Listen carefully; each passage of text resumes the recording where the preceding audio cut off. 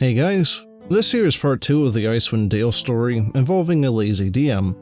Part 1 was done by RPG Tales, so make sure you go swing by his video so that you know the full story.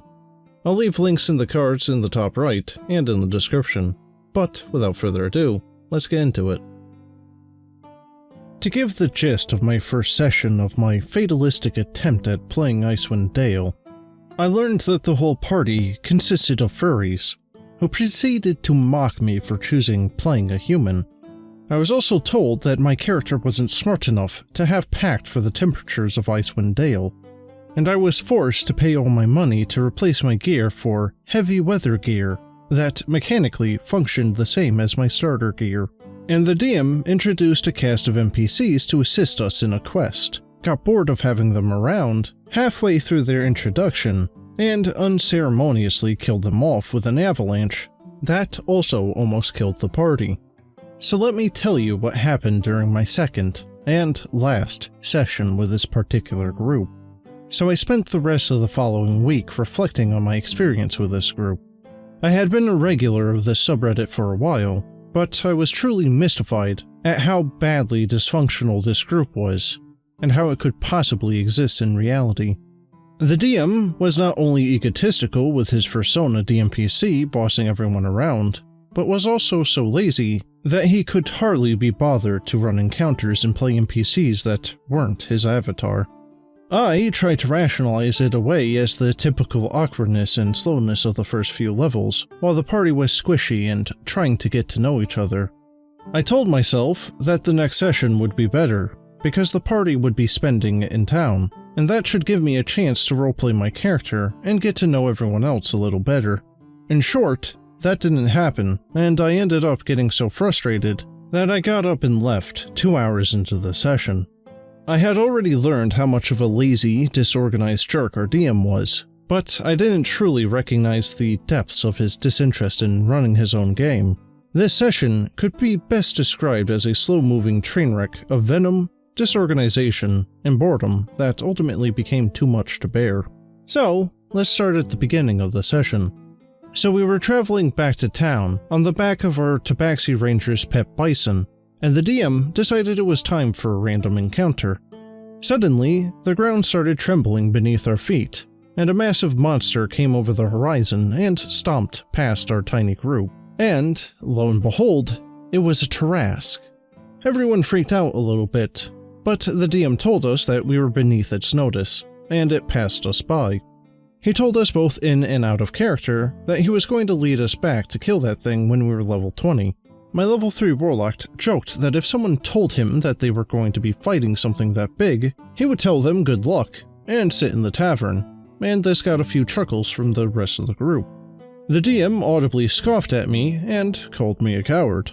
Now, maybe it was him trying to be in character, since his DMPC avatar Marty Stu Ware Polar Bear was supposed to be this wise and valorous leader, but the raw contempt in his voice, and what he ended up doing later, made me strongly suspect that he was in fact serious.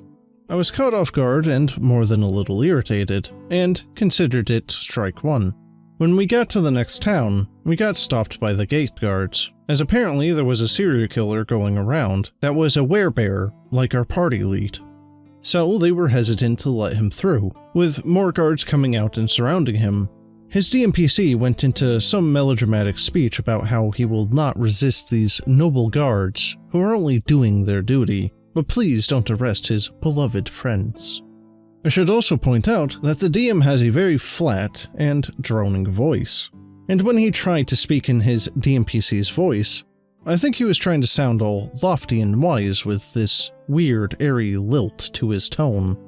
But all it managed to do was make him sound like he was a fat man out of breath, panting every word. Not interested in hearing his speech, the party scattered.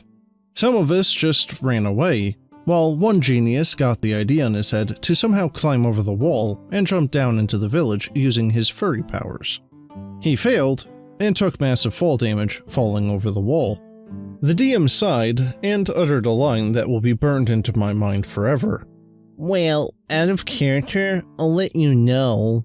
And he went on to explain that this isn't how he wanted this encounter to go. He just wanted to add some flavor, while totally hogging the spotlight, and hype up an encounter with this weird polar bear he has plans on hitting us with later. In contrast with their suspicion of just a few seconds ago, the guards suddenly lowered their spears, and I quote straight from the fat man's mouth, we're just guard dudes. If you say you won't cause trouble, it's not our business what you're doing here." And so, they opened the gates, and the DM declared that we all head to the tavern. There was no explanations, no roleplay, no player agency. The guards just let us through, and we magically appeared in the tavern with the DMPC. How immersive. And does the guy that tried to skip the cutscene and jump the gate get his missing health back? No, of course not. He shouldn't have tried that. Moving on. So, we got our bounty for killing the Yetis, and it's at this point he pulls strike 2. The Tabaxi Ranger got her share of the reward, and started celebrating. I've mentioned the Tabaxi before, because she's really the only other member of the group that stood out as memorable. We barely interacted, but she was probably the only person in the group that I would care to play again with. In contrast to the edgelords and generic guys we were playing with, she liked to crack jokes and brighten the mood up by not really taking things too seriously. And what little I could glean on her backstory was that she was some sort of nomad that lived out in the tundra alone, and so got really excited and cheerful when she got to interact with people. And when she got her share of the pay, she described how her character did a little happy dance and crawled up on our werebear leader's shoulder to give him a hug. "Well, out of character, I'll let you know." The DM paused things to tell her not to try that again, and that he works a very long job, before taking the time to come home and DM the game, and how he has all sorts of issues with physical contact and why it's unnecessary. "I've been through too much crap to deal with stuff like that. Trying that with me in real life would result in a lot of trouble for you." And the only time an edgelord sounds cringier than he already is when he's a furry and tries to growl like a bear after saying it. But he only managed to sound like a drunk Chewbacca choking to death.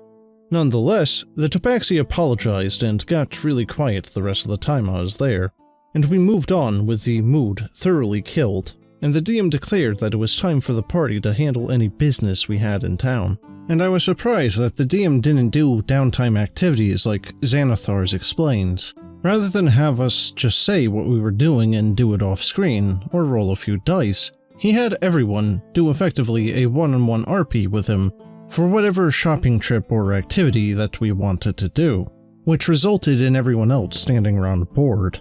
And every time someone did something that would actually require some roleplay, he sighed and chimed in, "Well, out of character, I'll let you know." Every single time. Don't get attached to this NPC. The book says I'm supposed to be helpful while playing him, but he's a spy for a cult.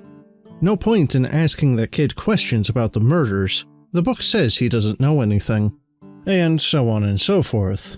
This bad DM was somehow simultaneously dedicated to being as lazy as possible in his storytelling, but at the same time, committed to maximum realism. On the druid's turn, before they declared what they were going to do, the DM declared that the druid's pocket was picked, and the druid declared that he was going to track down the thief. Cue 15 minutes of asking around where the thief hideout is, going into that hideout, and finding 5 thieves standing around, counting out the stolen coin purse, with the druid loudly demanding to have his money back. The DM started snickering, and he asked why the druid went to get the coin purse, when it was the paladin who was pickpocketed. Everyone was confused. "No, that's not what you said. You clearly said it was the druid." And everyone backed the druid up on this, saying that the DM must have misspoken, and he can just change it so that the druid was robbed, or just have the paladin be there instead. He ignored everyone, and started laughing like he pulled the funniest prank in the world on the druid, loudly wondering why he chose to waste his turn on a side quest that wasn't even his. You're the one who told him to do it. You chose not to correct him at any point, that you were making him RP this investigation. You're the one at fault for this. You fat, gaslighting twit. But it's okay, because he forgives the druid for his mistake, and has the thieves give the coin purse back without a fight, and then goes on to the next player's turn. Eventually, we got to my turn, and if you read my previous post, I mentioned that I was playing a warlock in Icewind Dale to do a service for my patron. I was waiting for my patron to reach out to me, to give me instructions on what quest I was supposed to do for him. And this is the backstory that the DM agreed to give me, on the understanding that he would be expected to give me a hook at some point to go along with what the party was doing. Okay, Warlock, what do you want to do? What? What's your character's motivation? He came to Icewind Dale for something, right? There was an awkward silence. Did he seriously forget my character's backstory? Or did he seriously expect me to RP me interacting with my own patron? I asked him what he meant, and he and the other members of the party got more and more annoyed as I don't embark on a massive mini quest line doing mundane chores in my room at the inn or opening a business. Apparently, and I kid you not, the Tabaxi took up a ton of time in the session right before the one I joined, opening and operating a fishery business, and was expected to check back in when we headed back to that town to see how it was running. Look, are you going to do something or what? And finally, after thinking for a minute, I finally came up with something.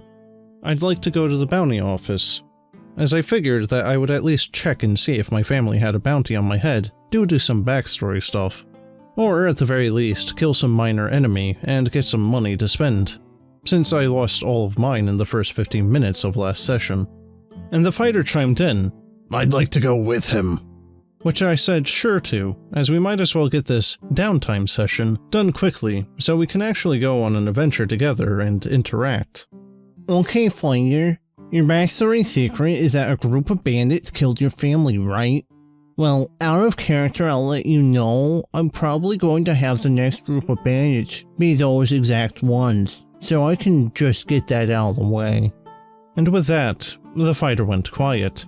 They hadn't gone into any detail at all about their character. The DM was just so lazy that he was just openly spoiling player backstories to just get them out of the way.